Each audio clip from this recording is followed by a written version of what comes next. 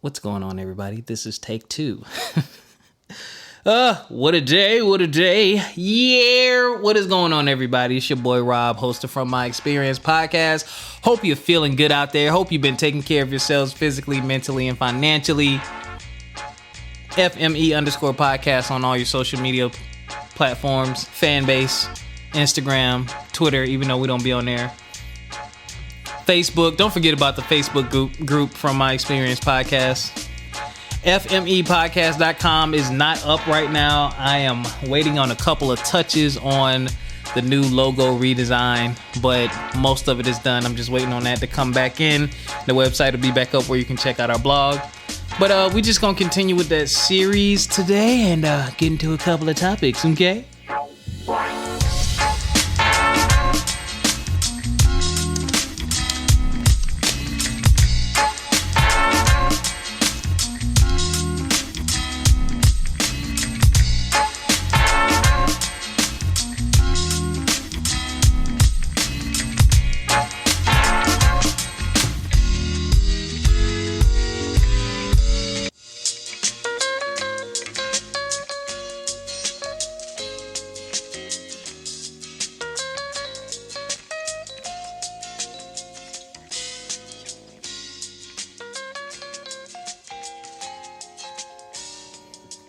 Oh wow, I don't even have headlines, but if you type in LSU women's basketball,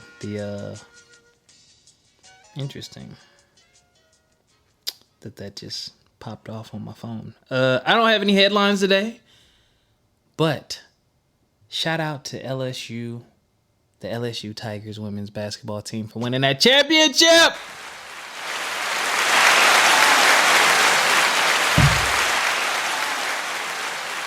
Excellent, ladies. Shout out to Angel Reese for showing that fierce competitive nature. I don't know why people are hating on her. For all them people, I'll be damned. I'll be damned. I'll be damned. If we take y'all seriously, we not.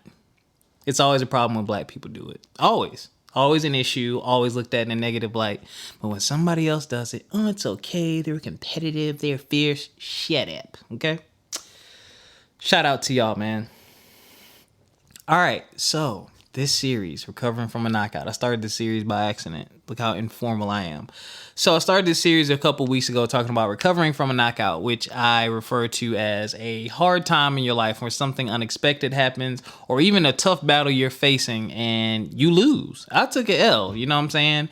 Go back and listen to Knockout Recovery for that whole story. But I took an L last year. And it really derailed a lot of things, and I had to recover from that. I had to assess the damage, look around me, and say, "All right, what we gonna do to get back out there and continue to compete?" And it wasn't easy. It wasn't easy. I had to make a lot of major life decisions, and I really had to assess my physical health, my mental health, and my financial health because those three things are important. I was on a very, very, very, very rewarding health journey. When that happened, I was back in the gym. I was developing much better eating habits. I was looking almost as good as I did in high school. Like I was getting back to that size and that level of fitness. Then I fell off. Mentally, I was in a great space. Great space. Things were looking up. Just opportunities after opportunities presenting themselves. Just sitting there waiting like, come and get me. And yeah, that shifted as well. And then financially, I mean, you know when you go through a hard time, like your money, pockets dead, bruh. So now I'm recovering. I've settled in a good bit.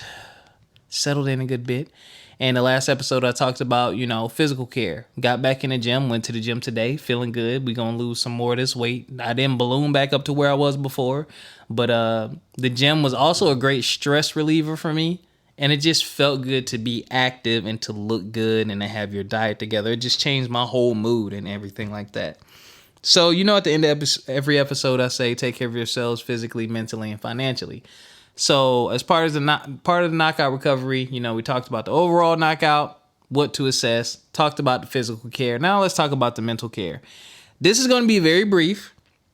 So if you need a bunch of, hey, Rob, I'm down, like I need some like a pep talk or something like that, talking about mental care or mental health, I don't see the need to do a big old episode like that because two things. One, I talked about it on episode 263, very, very, very, very in depth. So please, if you need more, go back and listen to episode 263 called Wave the Green Flag.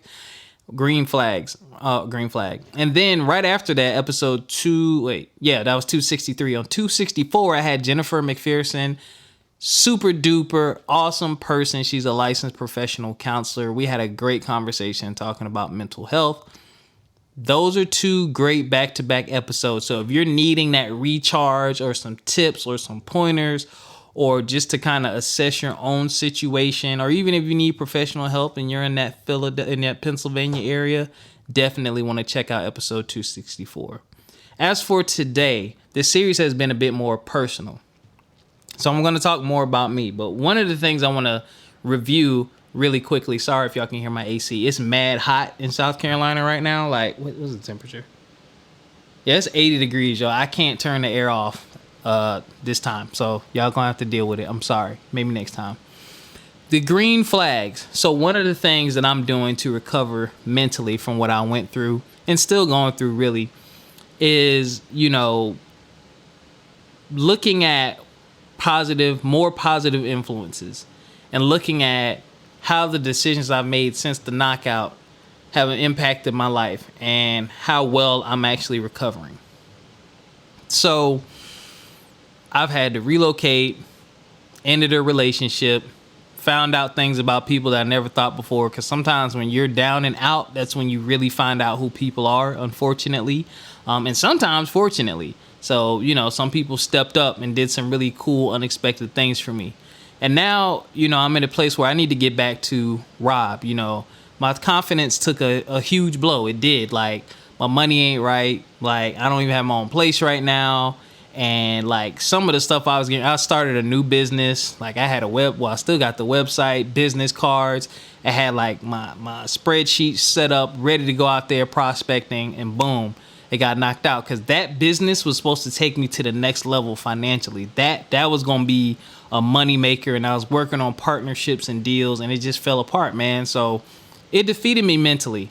I won't go as far as to say I was depressed. Maybe I was, maybe I wasn't. I've never been officially diagnosed with that.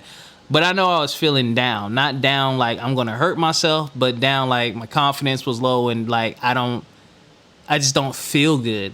Like I don't like where I am. And I know that it's going to take time and patience to get back and to get better.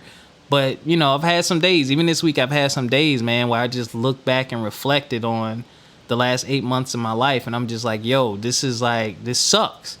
But in recovery, I had to say to myself, well, okay, the things that went wrong are the things that went wrong. There's nothing you can really do about it, but, assess it, see what you can do to do better and move forward. Right. So now I'm like, all right, let's focus on what's right.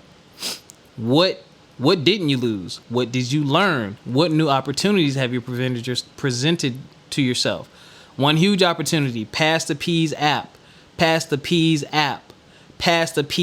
Shout out to my boy Carl Van.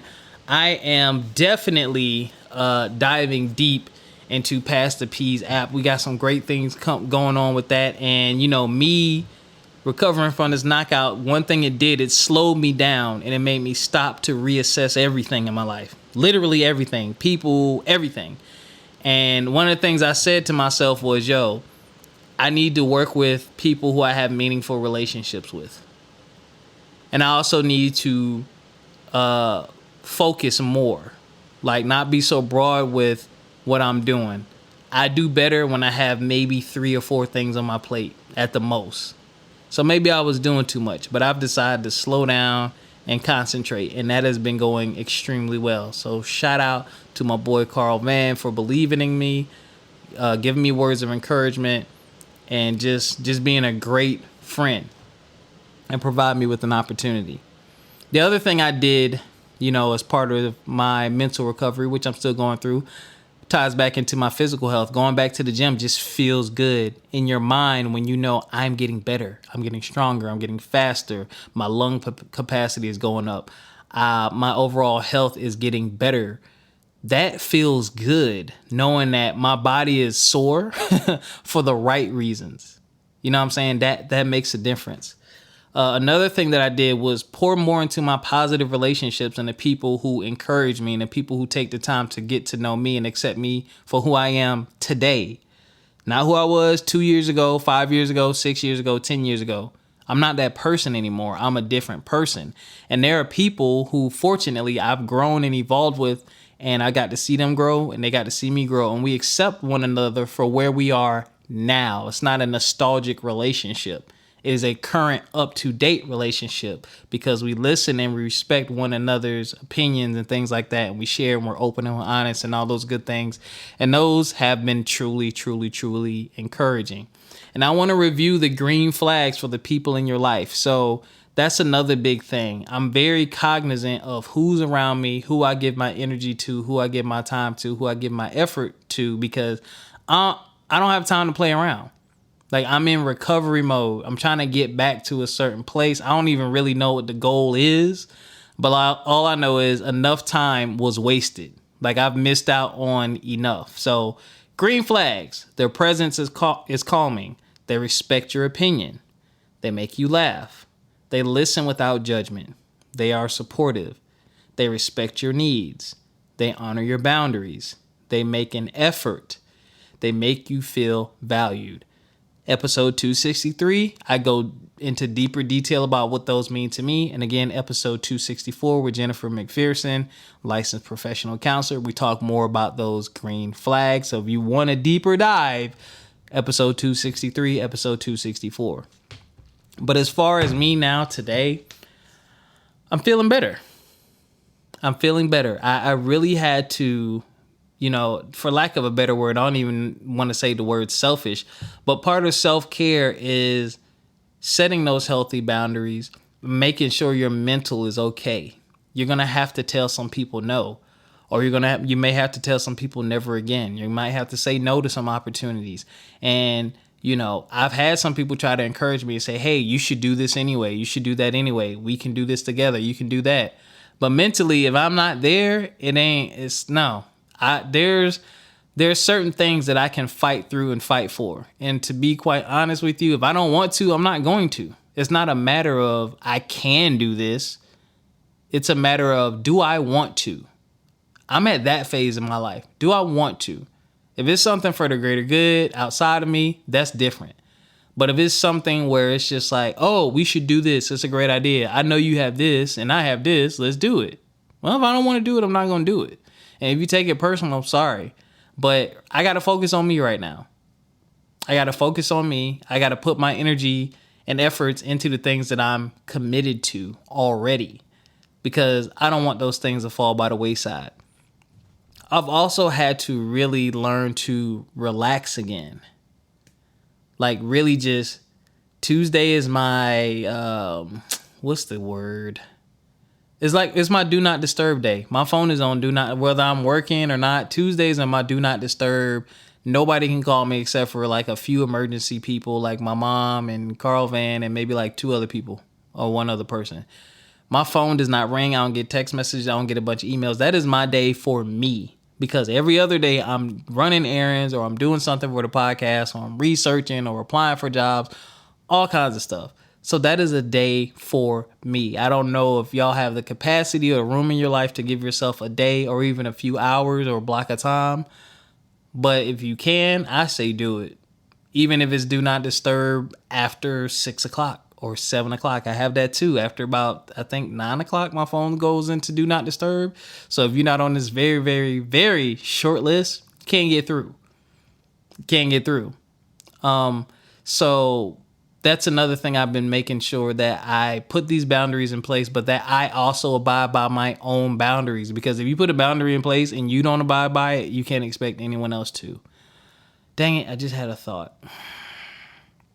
I hate when that happens. Oh, my masterclass. So that feels really good. Working on this masterclass. Shout out to my boy David. What's going on? Hutch. He's been on the show.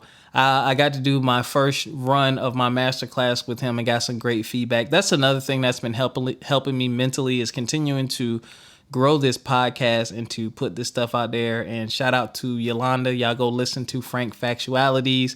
She's my first podcast mentee. She has a great show. I love her show. I've been on her show. She'll be on my show soon. I'm going to keep bothering her to get her on here to talk about some things. But, you know, one of the things I aspire to do is help others start their podcast and start it off in a strong, meaningful way so they can learn from the bumps and bruises that I had to take.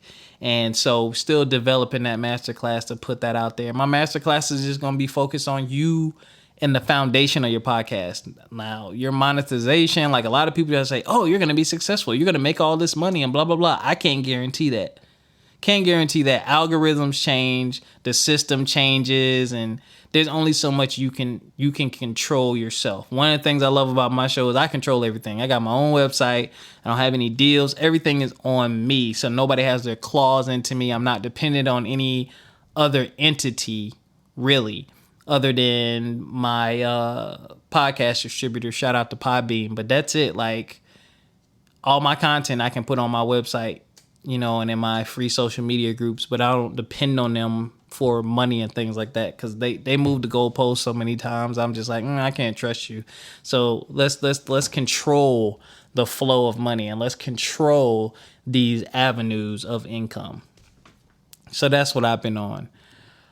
So again, a part of this mental journey too, which is tough for some of us, is to admit to ourselves and even to others, if you have someone you're confiding in, is when you're having a hard time. Pardon me, I need to sip my beverage.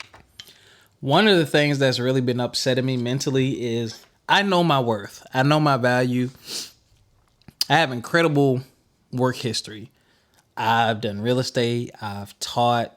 I've worked in retail. I've worked on multi-million-dollar projects. I've done some great things. I have a great resume. I have a great portfolio. But I have not been able to find a job to give me substantial income. I'm going to leave it right there because financial care is the next episode.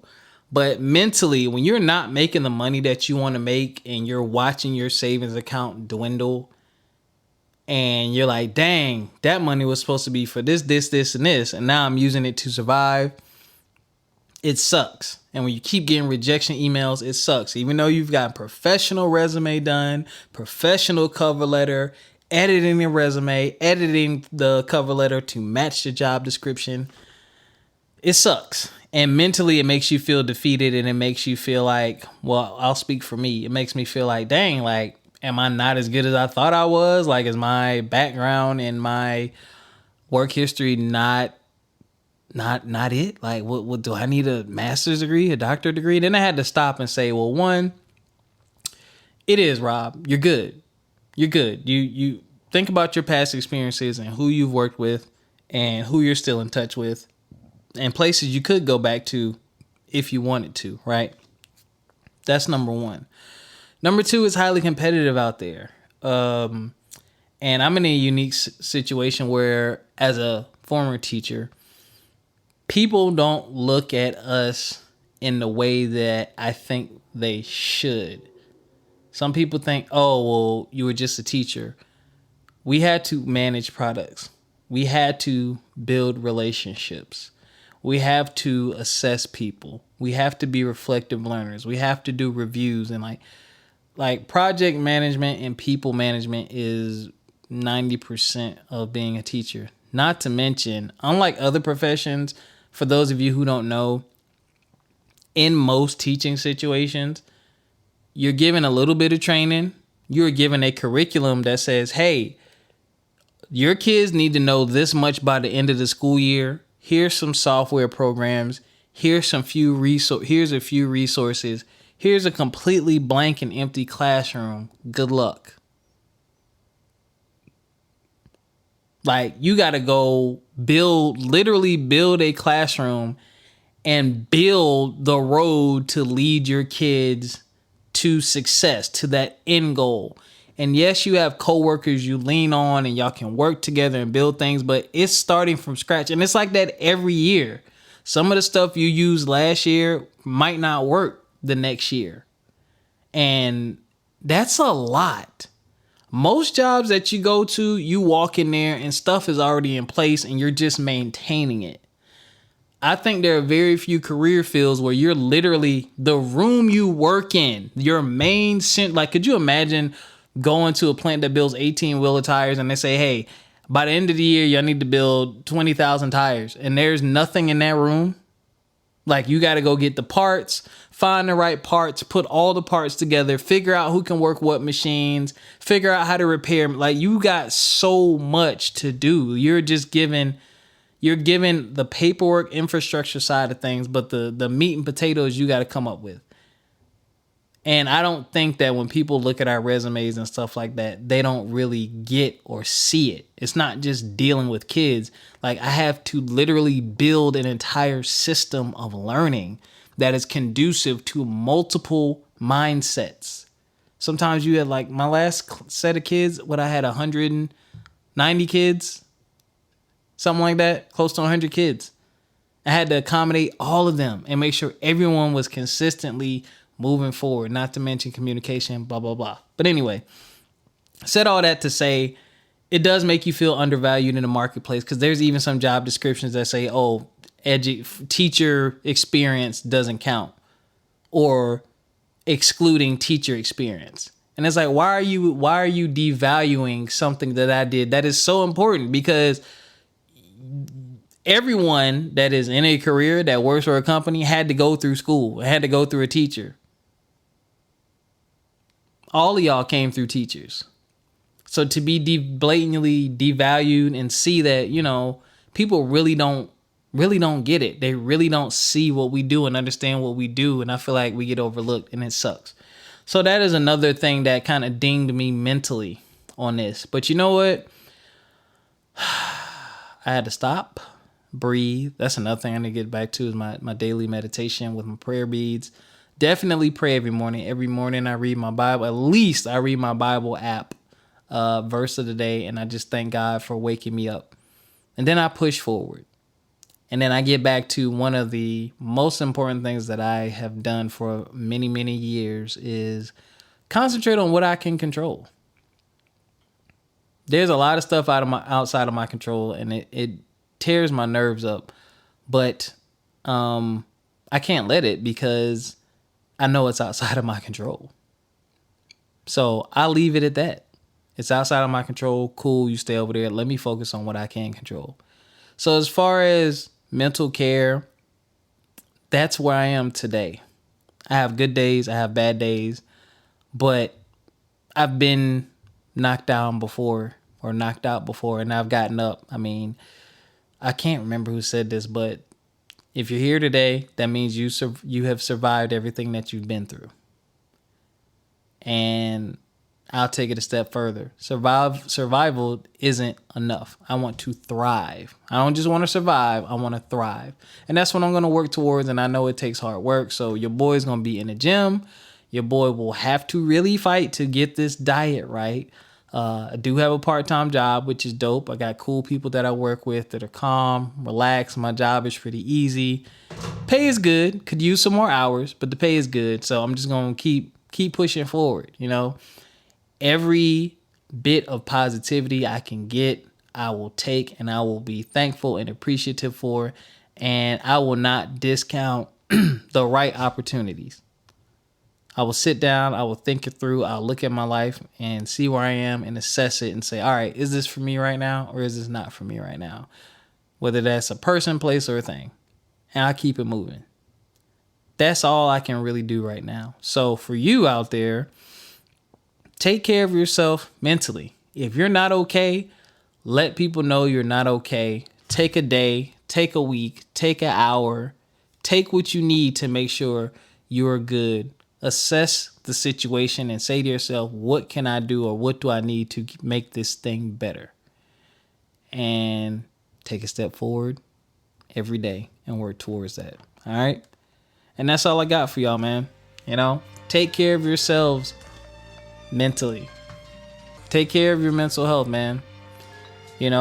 Fortunately, I am not to a point or in a place to where I need professional help. Not to say that wouldn't be even better, but I don't feel like I'm in a place like that. And some people are. And if that's you, please reach out. Reach out, man. There's plenty of resources, state resources for you. Check with your local state and government and see what's out there for you.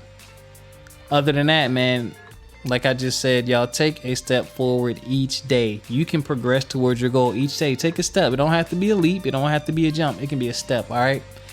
Until next time, take care of yourselves physically, mentally, and financially. And we'll catch you next time. Peace.